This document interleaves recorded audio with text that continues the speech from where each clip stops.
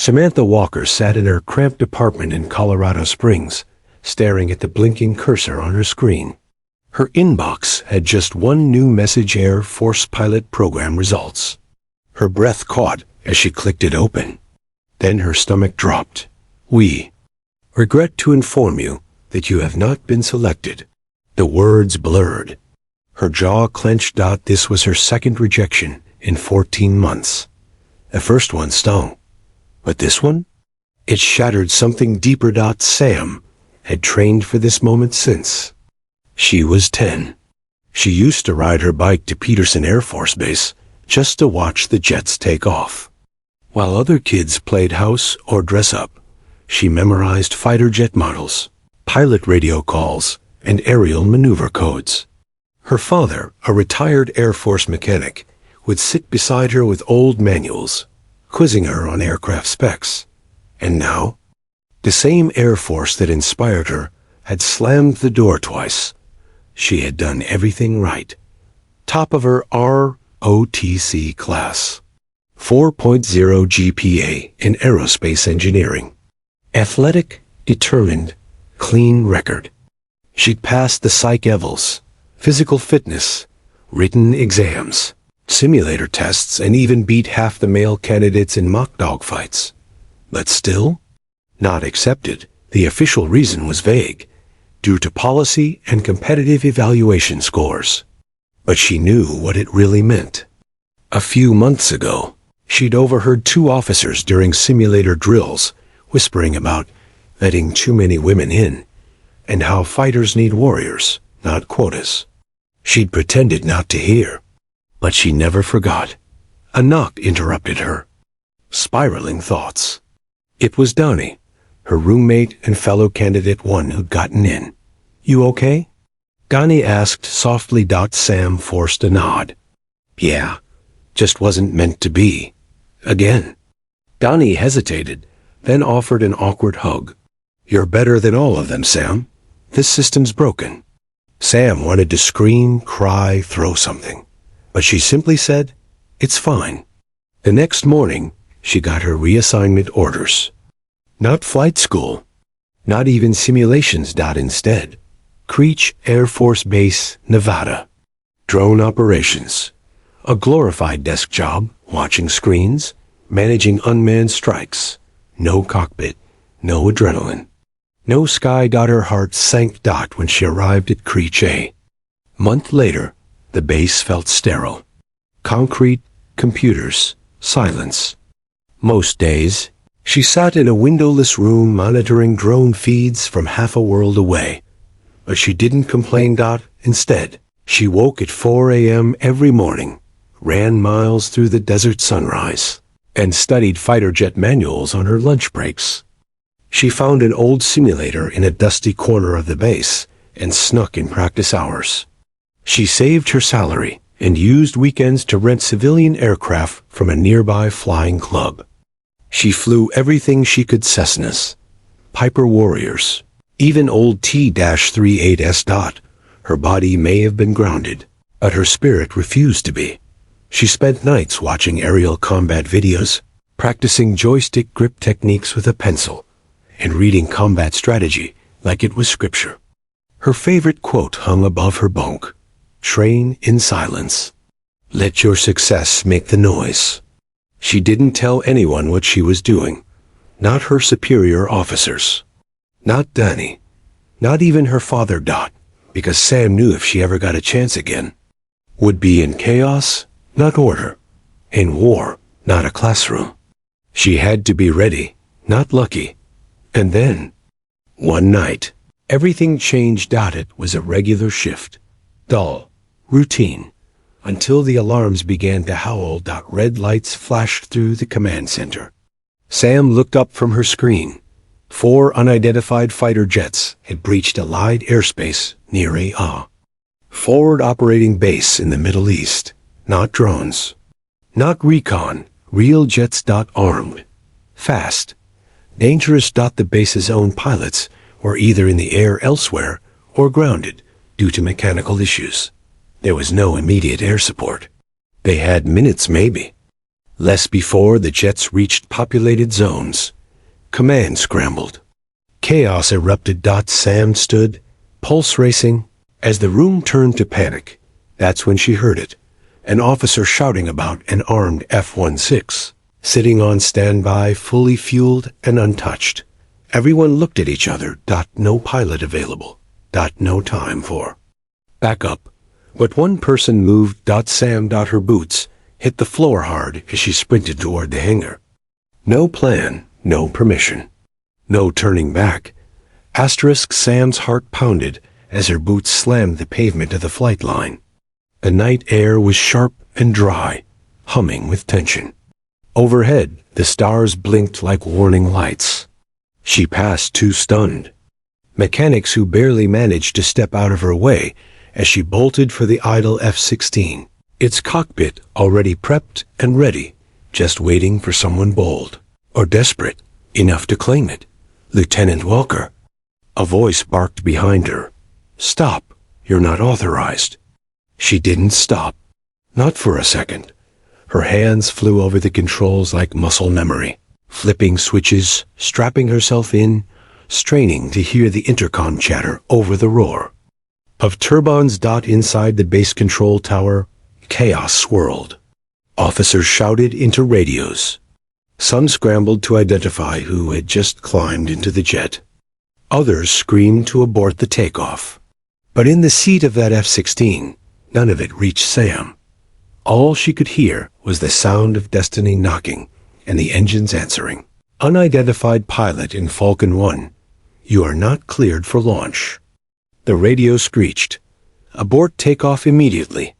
She grabbed the stick. This is Lieutenant Samantha Walker, United States Air Force, she said, calm and razor sharp. You've got 4 enemy birds inbound with 0 intercept. I'm not letting civilians die because of paperwork. I'm going up. Before anyone could stop her, she slammed the throttle forward. The jet screamed down the runway and into the sky. Inside the tower, her commander threw his headset to the floor. She's gone rogue, he growled. But in the operations room, something shifted. A young analyst whispered, she's the only one up there. Sam broke through the clouds like a blade cutting silk. The night enveloped her, stars above, desert below. For a moment, it felt like freedom. Then reality surged back 4 enemy jets, minutes away from the base. The radar flickered to life. She was on their trail. She switched to combat mode, cycling through weapon systems. She hadn't sat in a military cockpit in months, but nothing felt foreign. Everything flowed. Her countless hours in the simulator, her secret solo flights, the diagrams taped to her walls, they were all converging. Now be invisible. Be fast. Be first. The first enemy fighter appeared as a blip, then another, then 2 more. They flew in a tight diamond formation, cutting low across the terrain to avoid early detection. A suicide squad, likely carrying high-yield explosives, meant for critical zones. She had maybe 6 minutes. Sam pulled into a climb, flipped upside down, and dove hard, locking onto the lead aircraft. Her HUD flashed red target acquired.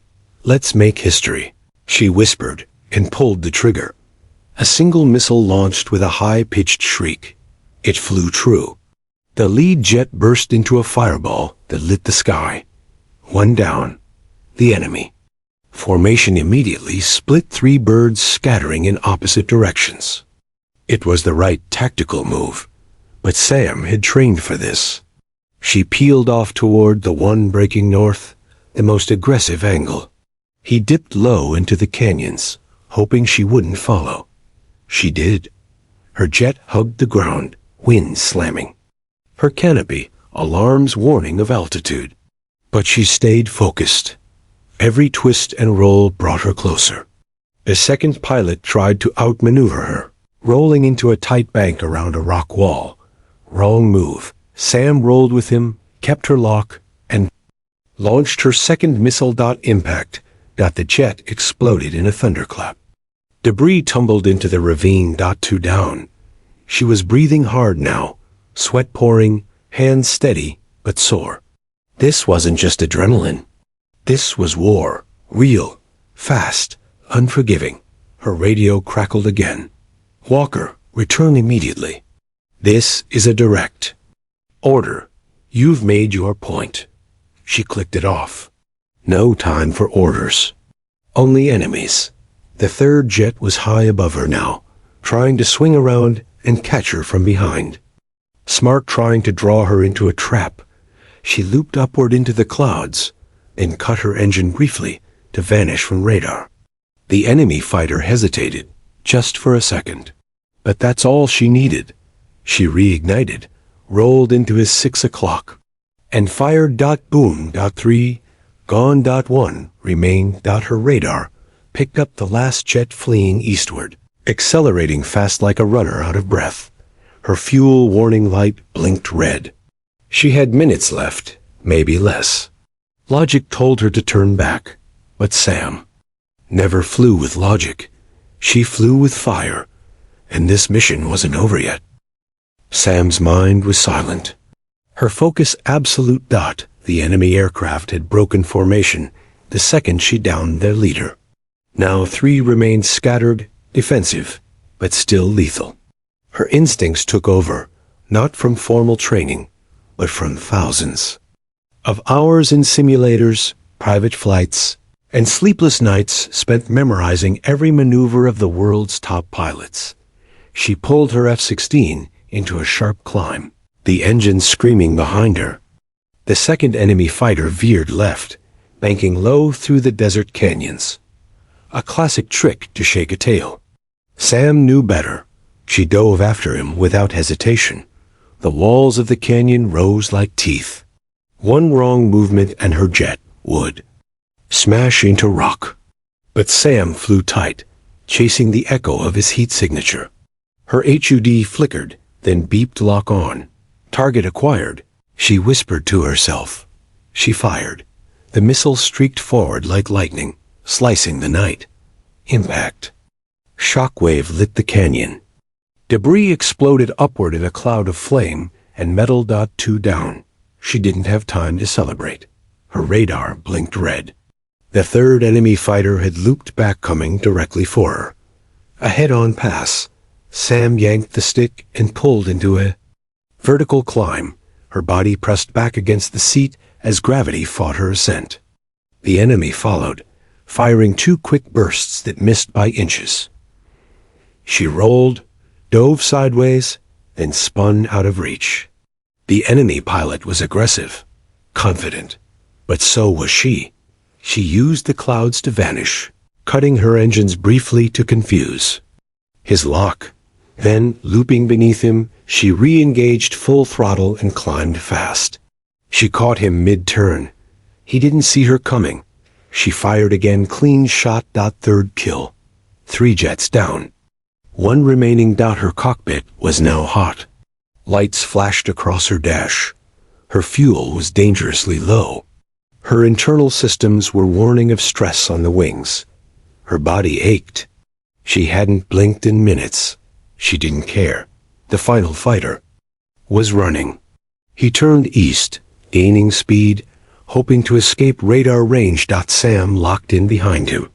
She knew what he was doing. If he reached the mountainous border range, he could vanish behind terrain and disappear off the screen. By the time reinforcements arrived, he could easily hit a civilian target. Maybe even drop payloads on supply convoys. She couldn't allow that. No matter what. Her headset crackled to life again. This time, it wasn't just background noise. Falcon 1, this is command. You are ordered to disengage and return to base. This mission was not authorized. Sam pressed her comms. With respect, sir, this is not a mission anymore. This is a pursuit. I'm finishing it. Walker, if you disobey this order, there will be consequences. She hesitated for only a second. I understand. Then she cut the signal. This wasn't about orders. Not anymore. It was about duty. about the lives on the ground who didn't have a say in protocol, about the people she signed up to protect, even if the Air Force never gave her a call sign or wings. The last enemy jet dipped into a steep canyon pass, hugging the terrain. Sam knew this trick too. It was high risk.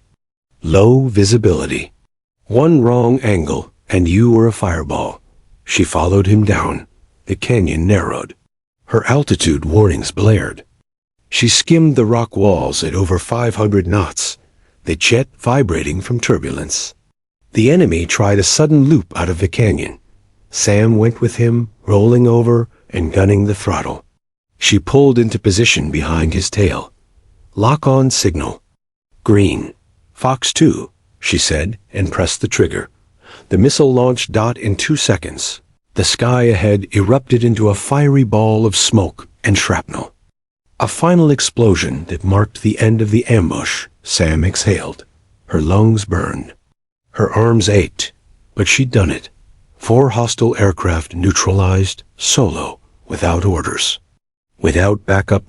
And now, she was alone in the sky. She looked down. At her dash, fuel light blinking red, warnings flashing. She turned her F-16 toward base and radioed in. Falcon 1 requesting emergency landing. 4 targets eliminated, returning now. Silence for a long moment. Then, copy Falcon 1, proceed. To runway 2. Teams will meet you there. As she descended from the battlefield sky, Sam knew what was waiting: handcuffs, tribunals, consequences, but she didn't care. Because for the first time, she had flown not just to prove herself. She had flown to protect and that changed everything. Sam's landing was rough, but smooth enough for a low-fuel emergency. The wheels hit the runway hard, smoke peeling from the tires as the F-16 screeched to a stop. Even before the canopy opened, a group of armed security officers surrounded the jet. Red and blue lights flashed along the flight line. Medics stood ready. Her commander waited in silence, arms crossed, jaw tight.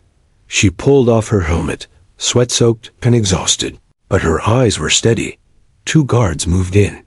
Lieutenant Samantha Walker, one announced, "You're being detained for unauthorized takeoff and disobedience of direct orders. Please exit the aircraft." Sam climbed down slowly, her boots hitting the concrete like drumbeats. Hands up. She made no resistance. The arrest felt surreal but expected. She knew what she had done.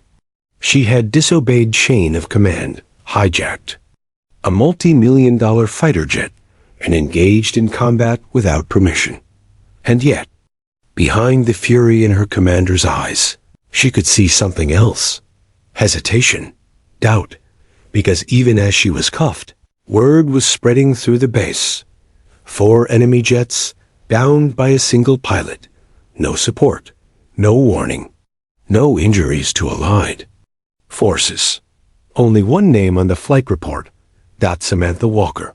They took her to an interrogation room, bare walls, cold metal table, surveillance camera blinking silently in the corner.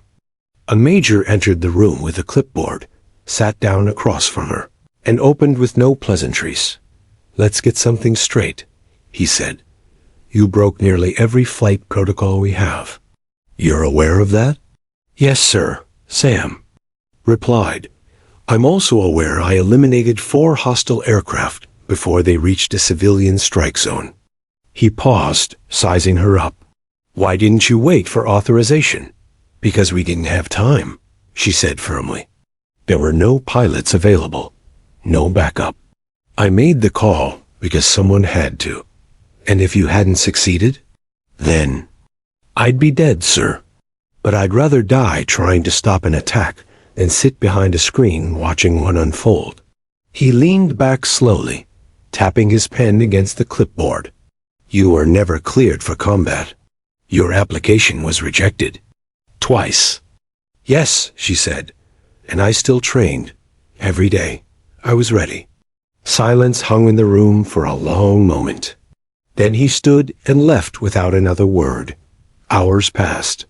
Back on the flight line, mechanics inspected the F-16. Analysts pored over black box data. Satellite recon confirmed the enemy fighters had originated from an insurgent-controlled airstrip known for launching suicide missions. Intelligence officers began connecting the dots. Sam hadn't just acted on instinct. She had prevented a high-casualty strike that no one else saw coming. In the command building, a heated debate raged. Some wanted her punished, court-martialed, made into an example. Others, those who understood what true leadership looked like, argued she had shown more courage and tactical skill than anyone in her rank. By the next morning, news had begun leaking. A few airmen shared whispers on social media. A blurry photo of Sam climbing out of the F-16 hit Twitter.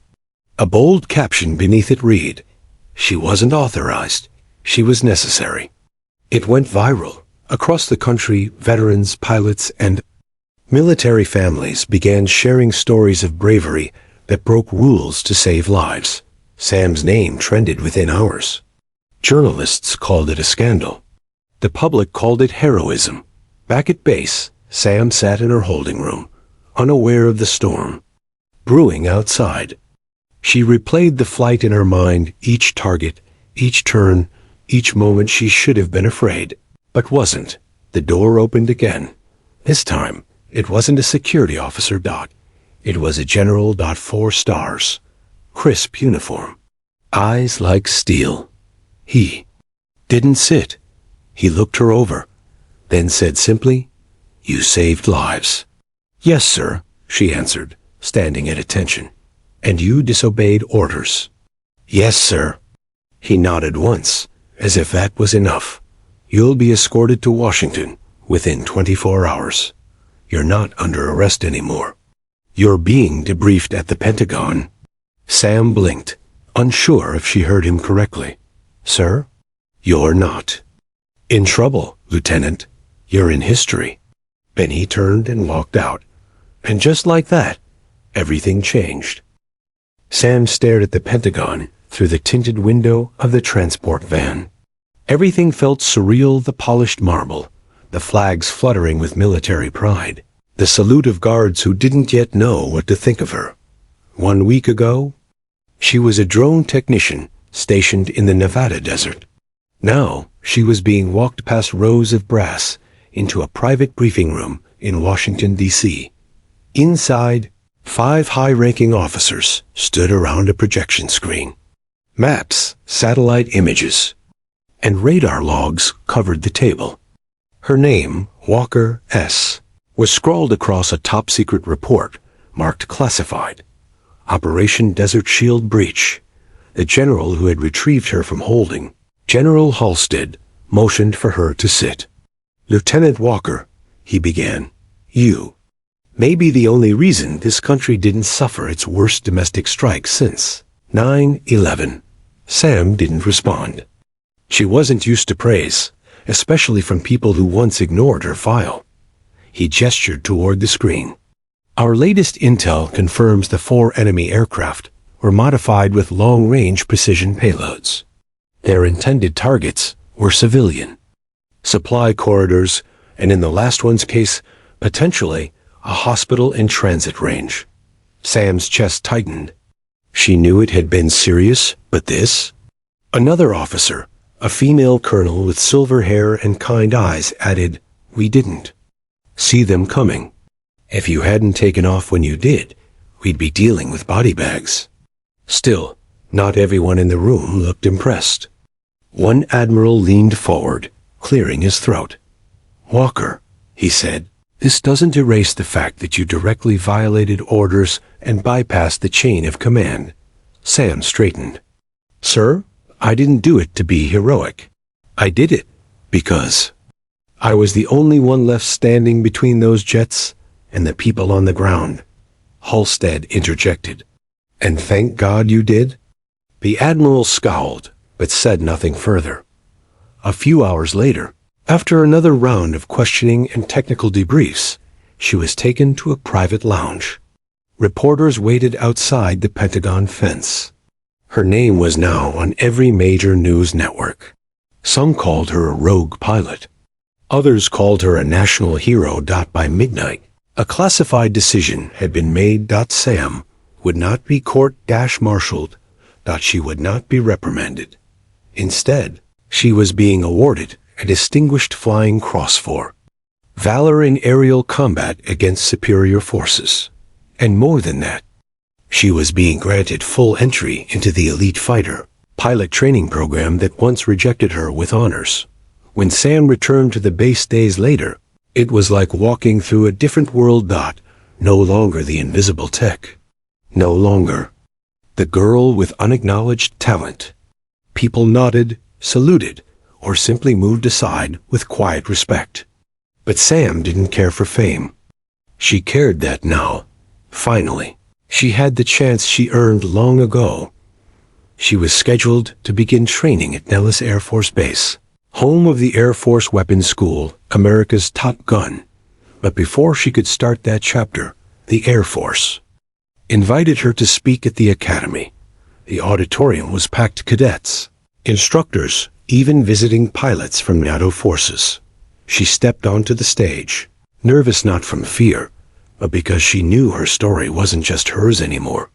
It belonged to every girl who was told to stay grounded, every candidate who was overlooked, every soldier who had ever done the right thing the wrong way. I wasn't the best, she said honestly, but I was prepared. I trained when no one was watching. I didn't wait for permission to be who I knew I was. She paused, scanning the young faces before her. Sometimes doing what's right doesn't come with a green light. Sometimes it's you against 4 fighters. But you do it anyway, because people are counting on you, even if they never know it. Thunderous applause followed, and in that moment, Sam Walker finally felt what she'd chased all her life: not fame, not recognition, not belonging, not because she followed the rules, but because, when the world needed a fighter, she became one. Back at Creech Air Force Base, news of Samantha Walker's daring mission spread like wildfire. The initial shock turned into a flurry of debates among the brass. Some generals were furious a young lieutenant had disobeyed direct orders, hijacked a fighter jet, and engaged the enemy without authorization. They argued discipline was paramount. Letting her actions go unpunished would erode the chain of command. Yet others saw something different: a raw talent, courage, and quick thinking that had saved countless lives. They knew this wasn't just a rogue pilot's reckless stunt. It was a defining moment for the military's future. In the days that followed, Sam was confined to quarters under supervision. Her phone and personal devices were confiscated, leaving her alone with her thoughts. The emotional roller coaster was exhausting. She relived every second in the cockpit, the roar of engines, the rush of missiles, the desperate chase through the canyon. But she also questioned what awaited her: court-martial, dishonorable discharge, or worse. One morning, an officer arrived with official papers. She was ordered to attend a pre-hearing meeting about her charges.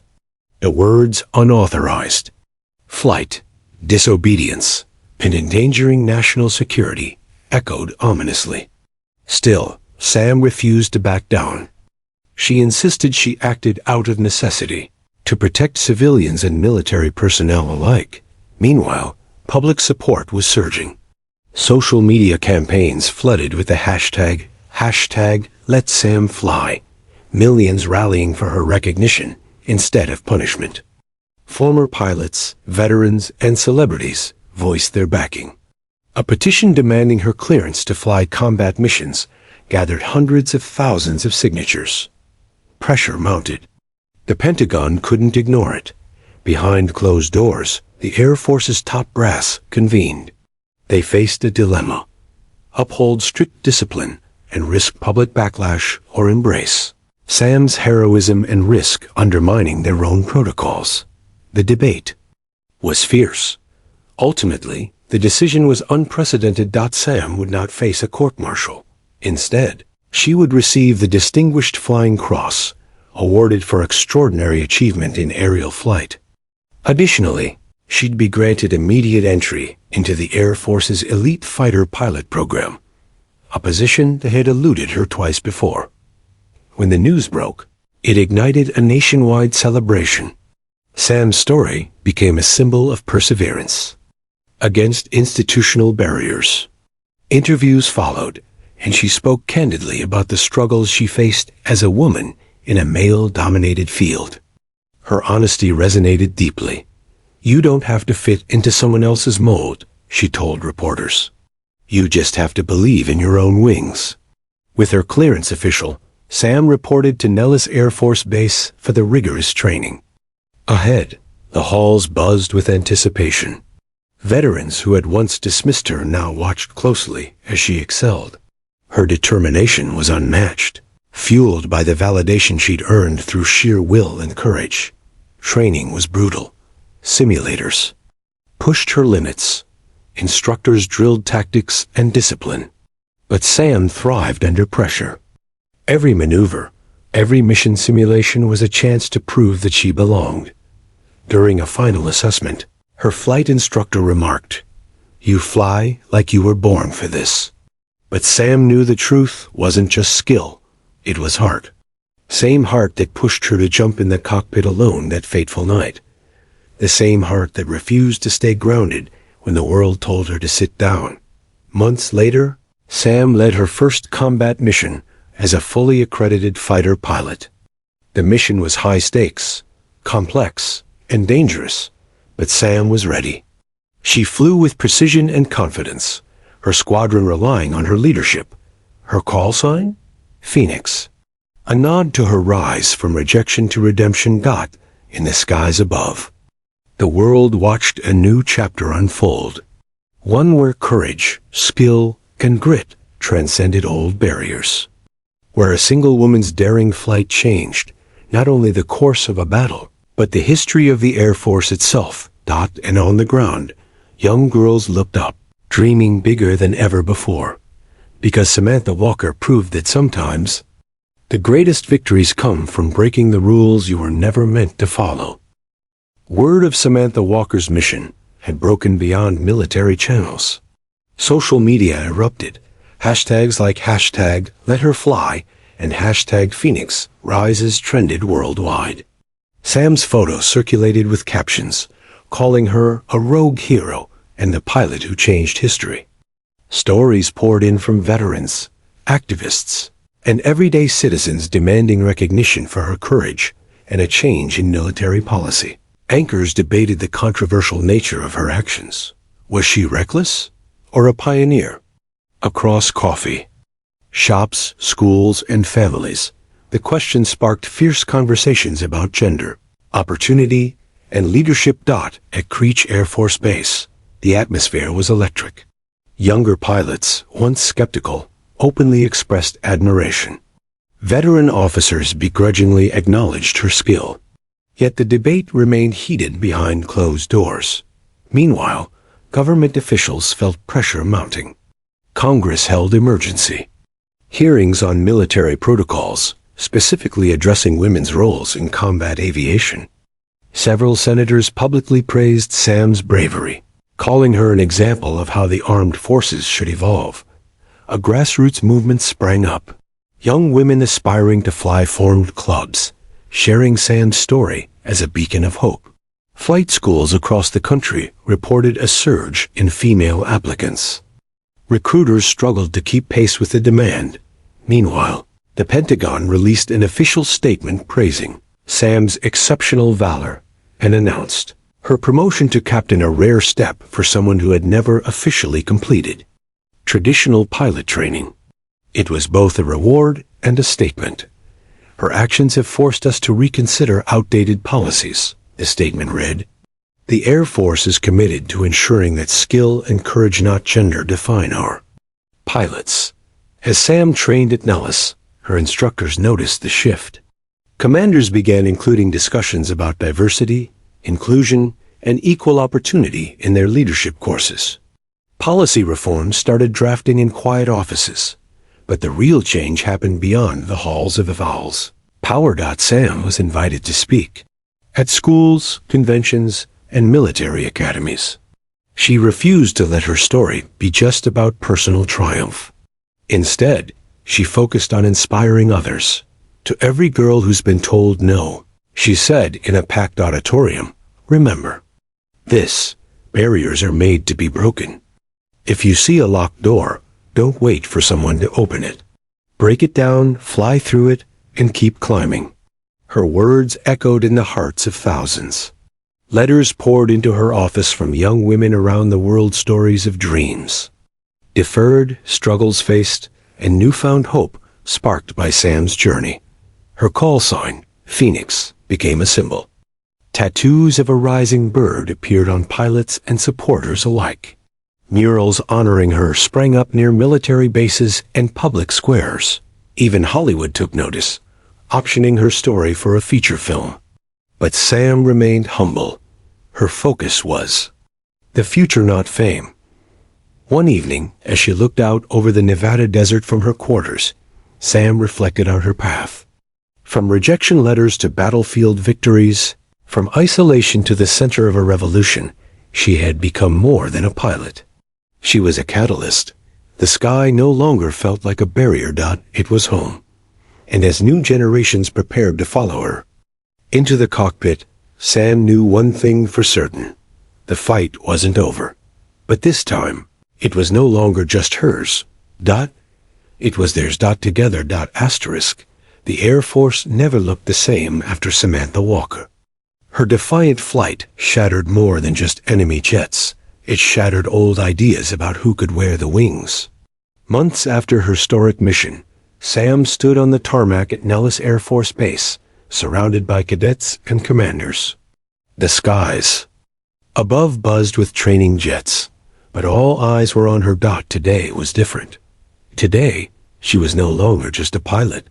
She was a symbol of change. New policies had been enacted. Recruitment programs actively sought female candidates. Veterans mentored young women, and flying schools adapted curriculums to promote diversity. The No Girls Allowed stigma that haunted Sam's early days had been replaced by banners proclaiming, "Fly bold, fly equal." Sam smiled as she spoke to a group of cadets, many of whom had grown up hearing her story. She told them about grit, patience, and breaking barriers. "Every no you hear," she said, "is just an opportunity in disguise.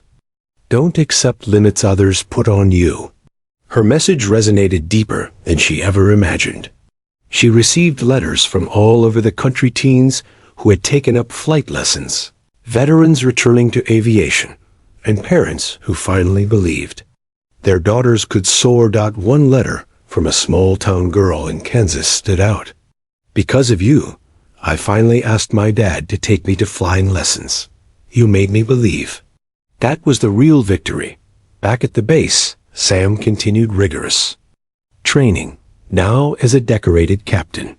Her missions were no longer secret or unauthorized. They were strategic and part of a team effort. She led flights in defense of allied forces overseas, earning respect and medals along the way. But beyond the cockpit, Sam used her growing platform to push for even more progress. She worked with military leaders to develop mentorship programs and career advancement paths for women in combat roles.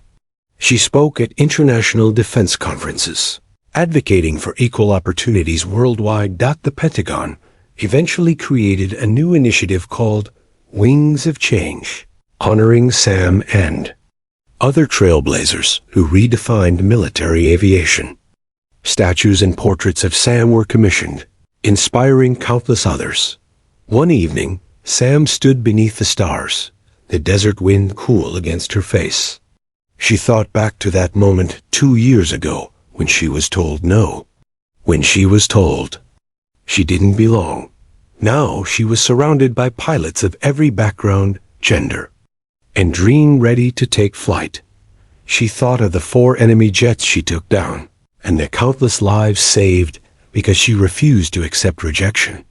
Her heart swelled with quiet pride, because the fight for the skies wasn't just about machines or missiles. It was about courage. About breaking ceilings, about wings not just worn, but earned. Sam's journey had begun with a rejection letter.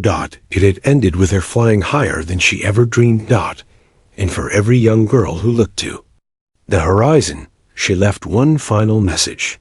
The sky is not the limit. It's just the beginning.